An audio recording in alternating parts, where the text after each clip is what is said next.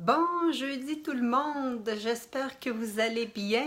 J'ai reçu cet article-là hier et je me suis dit il faut absolument que je vous en parle. Alors voici une petite capsule, ça va être court parce que c'est l'heure du dîner, sur cette nouvelle étude qui est sortie sur l'effet de la diète cétogène comparé à un autre mode d'alimentation plus traditionnel versus, on regardait versus les lipides sanguins.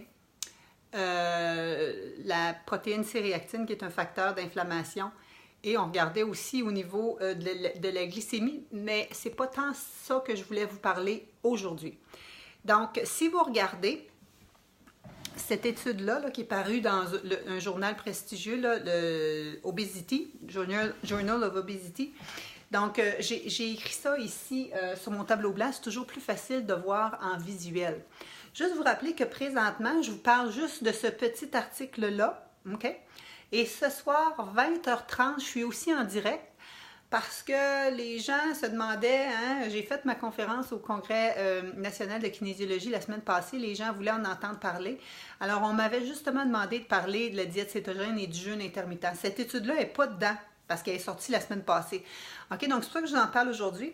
Et ce soir, 20h30, je vous fais un résumé de ma conférence. Je ne vous donne pas ma conférence au complet, mais je vais vous faire un petit résumé. Dans le fond, là, on parle de la diète cétogène, les effets sur les lipides et les facteurs d'inflammation. Et ce soir, on va parler plus généralement et on va aller voir aussi ses effets sur le poids et l'appétit parce que c'est souvent pour ça que les gens le font. Okay? Et en deuxième partie, je vais vous parler de ce que moi je prône, ce en quoi je crois, ce en quoi j'enseigne.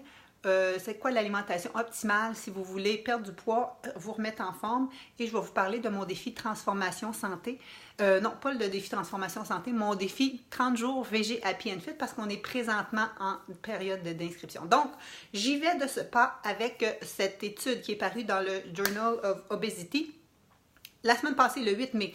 OK, donc c'est tout nouveau, tout nouveau. Et voici, je trouve ça très intéressant. Alors, est-ce que vous voyez bien? Faites-moi des thumbs up si vous voyez bien. C'est une étude qui a été faite chez 17 hommes pendant 4 semaines. Alors, c'est sûr que le but, ce n'était pas la perte de poids. En général, on regarde ça sur une plus longue période. Mais ce qu'on voulait voir, c'était les effets au niveau des lipides sanguins. Et ça, on peut voir ça de façon significative en dedans de quelques semaines seulement. OK? Donc, super, vous me voyez bien, parfait. Donc, on a regardé une alimentation de base versus l'alimentation keto. Keto, c'est ça que je vais utiliser. C'est comme une abréviation qu'on utilise là, dans le jargon pour la diète cétogène. Donc, la diète ketogenic diet, keto en anglais, ou la diète cétogène, c'est la même chose. Donc, qu'est-ce que c'est? La diète de base qu'on a comparée, on regardait les 3 principaux macronutriments. Macronutriments, on entend souvent parler de ça. Donc, les protéines, les glucides et les lipides. Donc, dans la de base, c'était 15% de protéines. Même chose dans celle qui était Keto Diet. Les glucides étaient à 50% dans celle de base et seulement à 5% dans la Ketogenic Diet. Pour ceux qui ne savent pas, la diète cétogène, c'est une diète qui est riche en gras. Très riche en gras et très, très faible en sucre. Je vous explique tout ça ce soir, OK? Mais les lipides étaient 35% ici, étaient 80% ici. Et juste pour vous dire que les calories, c'était égal. Donc, les calories étaient égales, mais c'était la répartition des macronutriments, glucides, protéines, lipides qui étaient différents. Les protéines, en fin de compte, étaient pareilles. C'était plus les glucides et les lipides qui étaient différents. Et là, qu'est-ce que ça l'a donné? Ça l'a donné qu'on a regardé au niveau des LDL cholestérol. Ça, c'est le moins bon cholestérol, celui qui a tendance à accumuler le gras dans nos vaisseaux. C'est celui qu'on veut pas élevé de façon normale. On a regardé au niveau des triglycérides et on a regardé au niveau de la protéine C-réactive. Si vous ne savez pas ça, la protéine C-réactive, c'est un facteur, c'est un marqueur d'inflammation dans le système. Okay? En général, tu veux que ça soit bas parce que quand tu as de l'inflammation dans le système, ça préconise, c'est comme le nerf de la guerre, c'est comme l'origine de plusieurs problématiques de santé. Alors, qu'est-ce que ça a donné au bout de 4 semaines? Et ça, c'est des résultats significatifs. Ça a augmenté le LDL, qui est le pas bon cholestérol. Donc, ça, c'est pas une bonne nouvelle. Ça a diminué les triglycérides. Ça, c'est une bonne nouvelle. Les triglycérides, ça les a diminués. Je vous explique un peu plus le quoi du quoi en arrière. Les triglycérides, c'est un des quand on te fait tester ton cholestérol, on regarde tes triglycérides, ton HDL, ton LDL, ton cholestérol total. Donc, les triglycérides sont diminués et les triglycérides sont souvent associés à la consommation de sucre et d'alcool. Et là, comme les sucres étaient à 5%, normal que les triglycérides ont descendu. Mais regardez, protéines C réactives augmentées de façon significative. Et ça, les amis, c'est pas un bon signe. Et ça, c'est seulement en 4 semaines. Et juste pour que vous compreniez le pourquoi du quoi, quand on parle d'inflammation, moi, c'est mon dada, hein, si je vous souvenez bien, c'est de ça que je vous parle régulièrement. L'année passée, je suis allée en congrès en Californie et sur 23 ou 24 conférences, je pense qu'il y en avait 20 qui parlaient d'inflammation, juste pour dire que c'est l'origine, la base de la majorité des problématiques de santé. Et c'est quoi? Pour vous le visualiser encore plus, là, je vous ai fait des dessins. OK? Donc, les maladies cardiovasculaires, angine, infarctus, c'est causé par de l'inflammation. Les cholestérols élevés, ça, c'est des artères, là, OK? C'est mes beaux talents de dessin. Ça, c'est aussi causé par l'inflammation. Au cas que tu ne le sais pas, ça, c'est un cerveau. La maladie d'Alzheimer, c'est une maladie en grande partie inflammatoire. Quand tu as de l'inflammation, oui, pour Martine, 6 mois pour des résultats, mais pas pour le sang. Le sang, tu peux avoir des résultats très rapidement. Des glycémies, tu peux avoir des résultats dans le temps de 2 semaines. OK? Et si tu viens ce soir, je t'en montre d'autres études qui durent jusqu'à 6 mois, jusqu'à 2 ans. OK? Donc, le cerveau, c'est une maladie inflammatoire. Pas le cerveau, l'Alzheimer. L'Alzheimer, c'est une maladie inflammatoire parce que si tes vaisseaux sont inflammés, sont bouchés, sont plus raides, il y a moins d'oxygène qui va aller oxygéner tes tissus au niveau du cerveau. Et c'est la même chose. Ça, c'est un pénis. Et les problèmes érectiles, c'est causé aussi par l'inflammation. Et en passant, j'ai mis un œil ici, il est plus bas, là, mais les problèmes oculaires, pas oculaires, mais les problèmes au niveau de la vue, ça peut aussi être créé par l'inflammation. Et juste pour te dire, les problèmes de digestion, les problèmes osseux. Hey, si vous aviez vu en Californie, il y avait un spécialiste, un orthopédiste qui nous montrait des os coupés là, des gens qui sont encore vivants, là, mais qui ont une alimentation très, très pro-inflammatoire. Et les os saignent. C'est hallucinant. Donc, les os, les tendons, tendinite, hein, vous connaissez ça. Et tout ce qui est en fin de compte, là, c'est créé par l'inflammation. Les cancers, OK, c'est sûr qu'il y a une partie qu'on ne peut pas contrôler, mais les cancers, l'origine de tout ça, c'est un terrain, un environnement pro-inflammatoire, OK? Et on dit souvent, j'ai un autre post ici, j'ai un autre tableau qui est fait, on se demande souvent si c'est génétique ou si c'est pas génétique, les problématiques de santé. Tu peux avoir un gène d'une maladie, mais pas le développer. Tu vas le développer rien que si tu as l'environnement autour qui va te le créer. Présentement, on a toutes des mini-tumeurs cancéreuses. Qu'est-ce qui va faire que ça va se développer ou pas? Encore une fois, ce n'est pas 100%, là. Il y a des cancers qu'on n'explique pas, mais on peut prévenir jusqu'à 70-75% encore. J'entendais Dr. Béliveau la semaine passée, en changeant nos habitudes de vie. Et donc, cancer.